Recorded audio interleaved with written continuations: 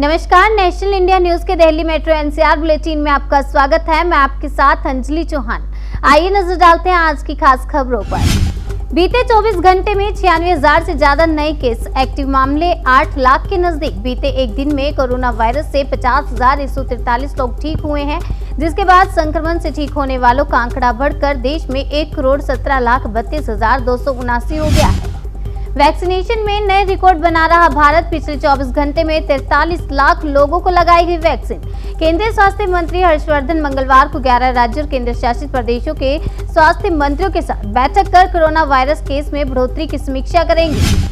कोविड-19 की दूसरी लहर के बीच दूसरे देशों में वैक्सीन सप्लाई कम कर सकता है। भारत विदेश मंत्रालय के आंकड़ों के मुताबिक भारत ने अब तक 6.45 करोड़ डोज देश से बाहर सप्लाई की है, जिसमें 1.05 करोड़ डोज दूसरे देशों को मुफ्त में सहायता के रूप में दी गई।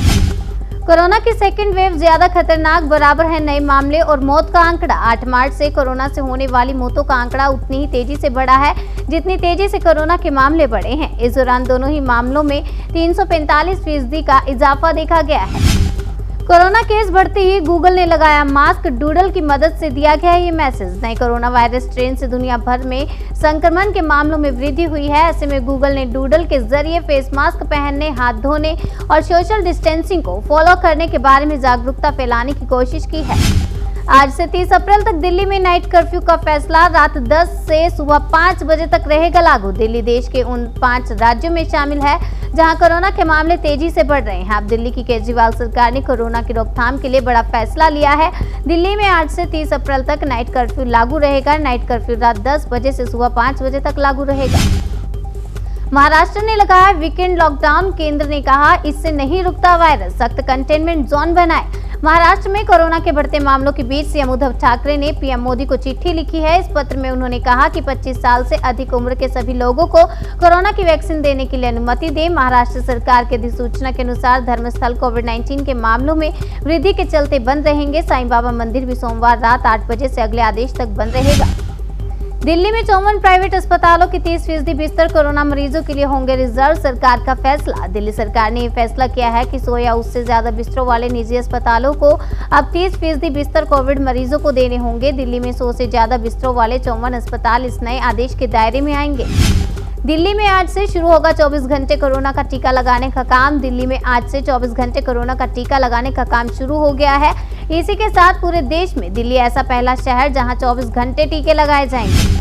भारतीय सेना से घटाए जाएंगे 1 लाख जवान। अधिकारियों ने संसदीय समिति को भी दी जानकारी। मार्च में टूटे गर्मी के सारे रिकॉर्ड। 121 लाख में तीसरी बार बना सबसे गर्म महीना। तेज गर्मी की असल वजह बताते हुए भारत के मौसम विभाग ने कहा कि मासिक औसत अधिकतम तापमान के लिहाज से मार्च महीना 121 साल में तीसरा सबसे गर्म महीना रहा। डॉक्टरों की सबसे बड़ी एसोसिएशन की पीएम मोदी से मांग। 18 साल से ऊपर सभी को लगे वैक्सीन। इंडियन मेडिकल एसोसिएशन ने पीएम मोदी को लिखी चिट्ठी में अपील की है कि देश में टीकाकरण अभियान को बढ़ावा देने के लिए अब 18 साल से ज्यादा उम्र के लोगों को भी टीकाकरण में शामिल किया जाए ताकि कोरोना वायरस पर रोकथाम लग सके। मौसम विभाग का दावा। दिल्ली में हफ्ते भर तक गर्म हवाएं नहीं चलने की संभावना नहीं। क्षेत्रीय मौसम विभाग के प्रमुख कुलदीप श्रीवास्तव ने कहा कि दिल्ली में 11 व 12 अप्रैल तक गर्म हवाएं चलने की संभावना नहीं है। उन्होंने कहा कि मंगलवार को तापमान में वृद्धि होने का अनुमान है। हालांकि आने वाले दिनों में तापमान में 2 से 3 डिग्री सेल्सियस की गिरावट देखी जा सकती है। देश में बढ़ते साइबर हमलों से निपटने के लिए 3 महीने में 4000 सरकारी अधिकारियों को दी गई training. Computer emergency response team के डेटा के अनुसार साल 2018, 2019 और 2020 में क्रमशः 17,560, 24,768 और 26,121 भारतीय वेबसाइट को हैक किया गया था। बीजेपी चुनाव जीतने की मशीन नहीं बल्कि दिल जीतने का अभियान, बोले पीएम मोदी। प्रधानमंत्री नरेंद्र मोदी ने कहा बीजेपी की सरकार का मतलब है राष्ट्र प्रथम, देश हित से समझौता नहीं बल्कि देश की सुरक्षा सर्वोपरि। एक बच्चा भी बता सकता है दीदी चुनाव हार रही है, 2 मई को बनेगी बीजेपी की सरकार, बोले पीएम मोदी। पीएम नरेंद्र मोदी ने बीजेपी के स्थापना दिवस पर कूच बिहार में चुनावी सभा को संबोधित किया।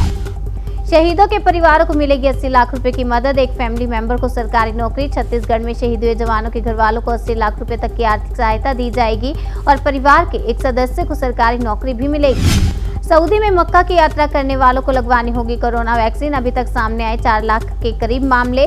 हज और उम्रा मंत्रालय की ओर से बयान जारी करते हुए बताया गया है कि मक्का की तीर्थ यात्रा से पहले तीर्थयात्रियों को कोरोना वैक्सीन लगवानी पड़ेगी। इसके साथ ही उन्हें यह भी कहा गया है कि जिन्हें 14 दिन पहले कोरोना वैक्सीन लगाई गई है वह भी यात्रा कर सकते हैं। अमेजन पर अवैध रूप से 2 कर्मचारियों को निकालने का आरोप, कर्मचारियों ने दर्ज कराई शिकायत। अमेजन ने अपने 2 कर्मचारियों को अवैध रूप से नौकरी से निकाल दिया है, जिसके बाद कर्मचारियों ने कंपनी के खिलाफ शिकायत दर्ज की। कोरोना के बढ़ते मामले को देखते हुए दिल्ली मेट्रो के कई स्टेशनों में प्रवेश पर रोक। पटेल चौक, नई दिल्ली, चावड़ी बाजार और चांदनी चौक मेट्रो स्टेशन पर प्रवेश पर रोक लगाई गई है, लेकिन निकास पर कोई पाबंदी नहीं। दिल्ली मेट्रो एनसीआर बुलेटिन में बस इतना ही। बाकी की तमाम खबरों के लिए बने रहिए हमारे साथ और देखते रहिए नेशनल इंडिया न्यूज।